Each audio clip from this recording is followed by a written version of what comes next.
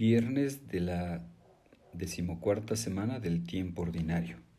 Del Evangelio según San Mateo, capítulo 10, versículos del 16 al 23. En aquel tiempo, Jesús dijo a sus apóstoles: Yo los envío como ovejas entre lobos. Sean pues precavidos como las serpientes y sencillos como las palomas. Cuídense de la gente, porque los llevarán a los tribunales. Los azotarán en las sinagogas, los llevarán ante gobernadores y reyes por mi causa. Así darán testimonio de mí ante ellos y ante los paganos. Pero cuando los entreguen, no se preocupen por lo que van a decir o por la forma de decirlo, porque en ese momento se les inspirará lo que han de decir. Pues no serán ustedes los que hablen, sino el Espíritu de su Padre es el que hablará por ustedes. El hermano entregará a su hermano a la muerte, y el padre a su hijo. Los hijos se levantarán contra sus padres y los matarán.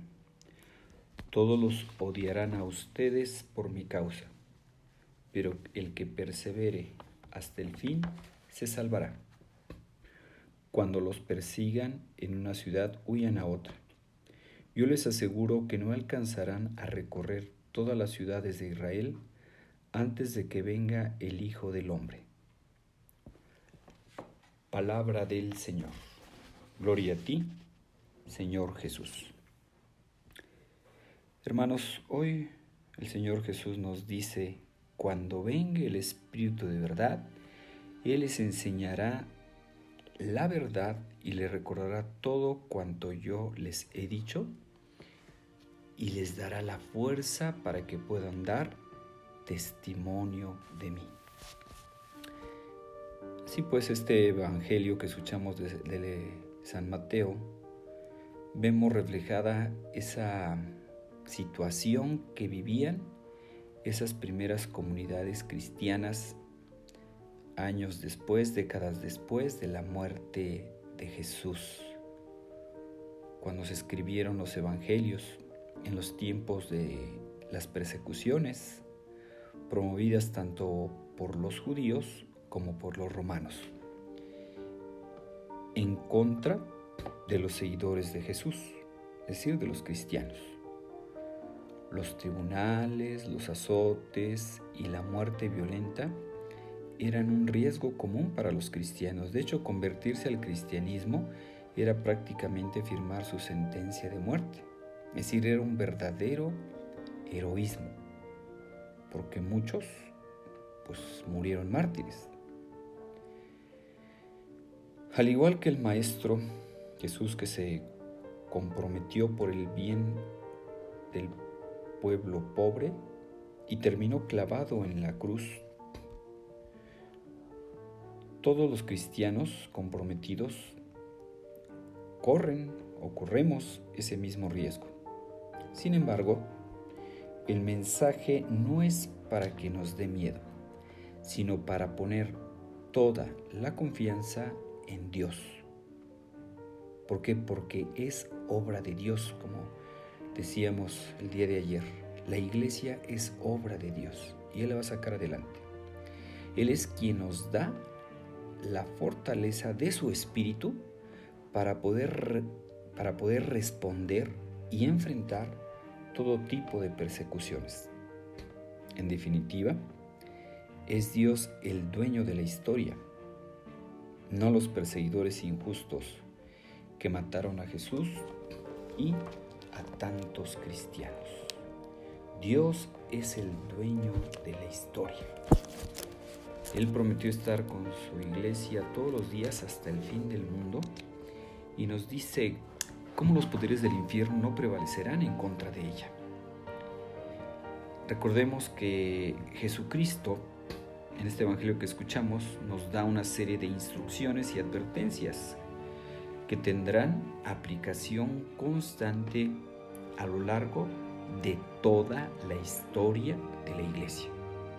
O sea que no fue únicamente para los primeros siglos, sino la iglesia ha tenido persecución desde el inicio hasta la actualidad. Difícilmente el espíritu del mundo comprenderá los caminos de Dios. Cuando no sean las persecuciones, será la indiferencia, la incomprensión del ambiente, pero seguir a Cristo de cerca será siempre costoso. No puede extrañar que sea así, puesto que Jesús mismo fue señal de contradicción.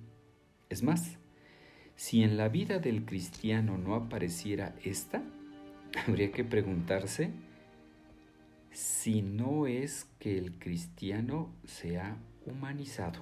Es decir, hay que tener cuidado.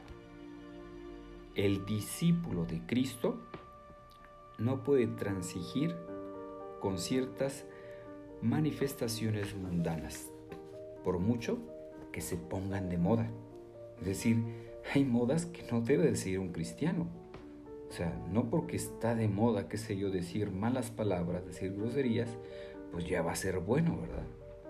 No porque esté de moda, qué sé yo, alguna actitud mala, la música, ¿verdad? Que hoy la música que se escucha, pues estará muy de moda cierto tipo de música, ¿verdad? Pero pues un cristiano no debe de estar con ese tipo de moda, ¿verdad? De cierta música que denigra a la mujer. Creo que es el reggaetón, algo así. O sea, pues hay cosas que aunque estén de moda, no están bien. Por ello, la vida cristiana llevará consigo necesariamente una inconformidad ante todo lo que va en contra de la fe y de la moral. No puede extrañar que la vida del cristiano se mueva no pocas veces entre el heroísmo o la traición. Ante estas dificultades no se debe tener miedo. ¿Por qué? Porque no estamos solos. Contamos con la ayuda poderosa de nuestro Padre Dios, que nos hará ser valientes y audaces. Nos enviará su Santo Espíritu para que podamos dar testimonio de palabra y de obra. Estoy pensando, por ejemplo, en los niños mártires tlaxcaltecas. Como ustedes saben, ellos al principio del siglo XVI, ahí por el año 1528, estos 3 niños mártires pues fueron martirizados por uno de ellos, hasta por su propio papá. Y Cristobalito, Antonio y Juan fueron esos primeros mártires tlaxcaltecas, ¿verdad? Recordemos cuando llegaron los evangelizadores aquí a América, se daban cuenta que los niños eran muy inteligentes, que aprendían muy rápido el idioma, el español, y ellos les servían de traductores. Por ejemplo, Antonio y Juan, ellos aprendieron muy rápido el catecismo y aprendían muy rápido las lecciones. Entonces unos padres misioneros pidieron a algunos niños para que los acompañaran, pero se daban cuenta también de que era alto el riesgo, y les decían a los niños de ese riesgo que había. Eran niños entre 13 y 14 años.